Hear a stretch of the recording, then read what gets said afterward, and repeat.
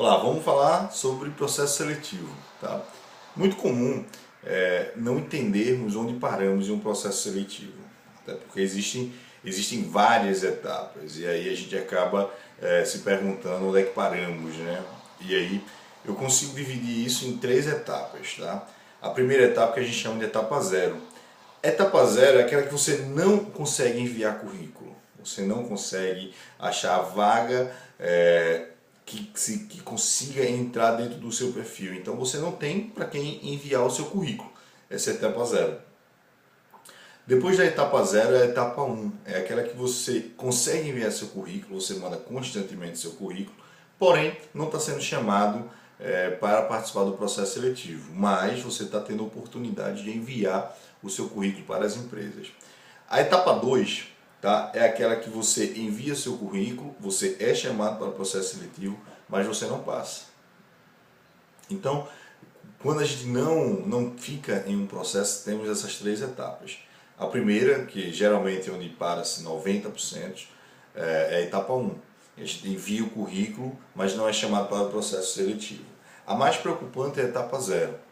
A etapa 0 é mais preocupante porque você não tem como se mostrar, você não tem como enviar o seu currículo. E isso às vezes está muito relacionado à lei da procura e oferta, né?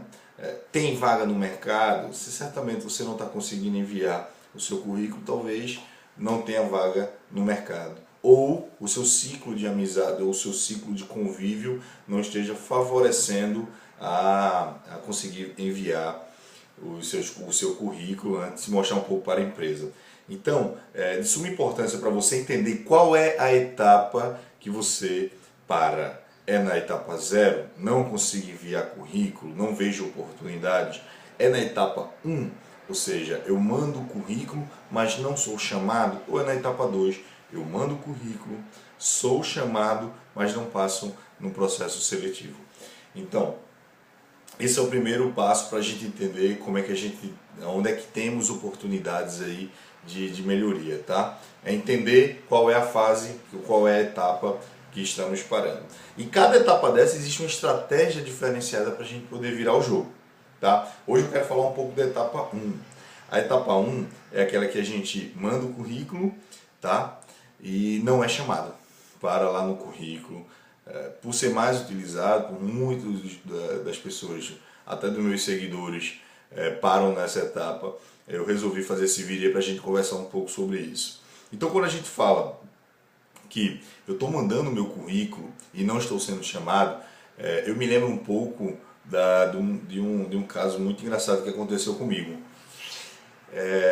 E acontece com várias pessoas também, que você, quando vê um anúncio de carro na televisão, você corre para comprar.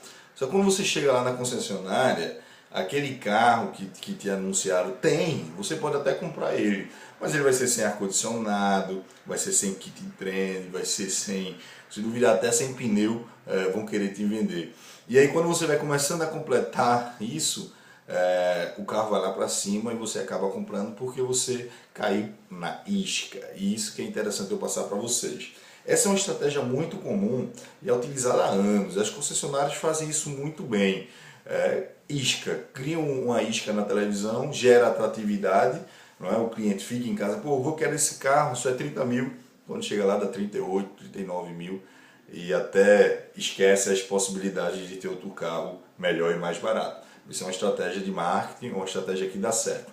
Então, pensando nisso, o que você pode fazer para gerar um isca para você? Ou seja, a empresa olhar o seu currículo e falar, caramba, eu quero ver esse cara aqui. Vocês entenderam isso? Recentemente o YouTube adotou uma estratégia muito parecida. Você vai assistir os vídeos e você tem 5 segundos de comercial. Você pode pular ou você pode assistir até o final. Então a ideia desse vídeo é que esses 5 segundos gerem uma atratividade do comercial para você. Então você assiste 5 segundos e vai ver, pô, gostei? Não, não gostei. Pula o vídeo. Então, eu quero também associar isso a um pouco do que a gente pode fazer no currículo da gente.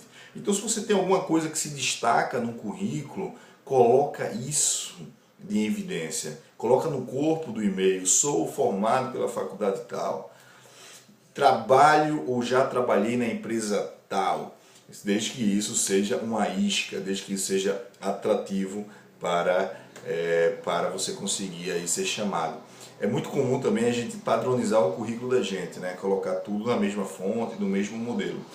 Então, algumas coisas merecem negritos, tá? Quando você tem alguma coisa que se destaca, coloca em negrito. Se você tem um curso recente que chama a atenção da empresa, que esse curso está correlacionado ao negócio da empresa que você está mandando um currículo, é interessante você destacar e é interessante colocar também no corpo do e-mail.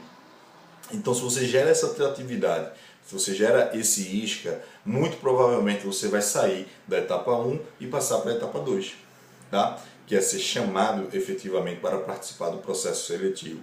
Existem vários pecados de erros, né? Vários pecados que impossibilitam a pessoa mudar sair da fase 1 para a fase 2, como erro ortográfico em currículo, o corpo do e-mail não ter absolutamente nada, ter apenas o segue.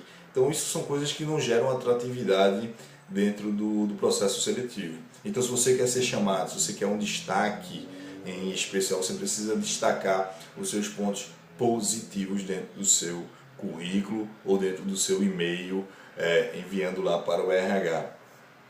Mas um passo importantíssimo para isso é você conhecer um pouco da empresa.